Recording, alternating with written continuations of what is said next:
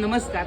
तुम्हा सगळ्यांना माहिती की आपण सारथी टूर्स तर्फे विदर्भातल्या अष्टविनायक करतोय आणि आता आपण आहोत वर्धा जिल्ह्यातल्या केळझरी नावाच्या गावात, जिथं एक अष्टविनायकांमधला एक गणपती बाप्पा आहे. तर आपण त्यांच्या दर्शनासाठी आलो. चला. महाभारतात एक चक्रानगरी नावाचं एक गाव होतं आणि खूप फेमस होतं. का तर बकासूर या राक्षसामुळं. या राक्षसानं त्या गावातल्या लोकांना लई त्रास दिला आणि त्याचा त्रास संपावा म्हणून भीमानं त्याचा वध केला.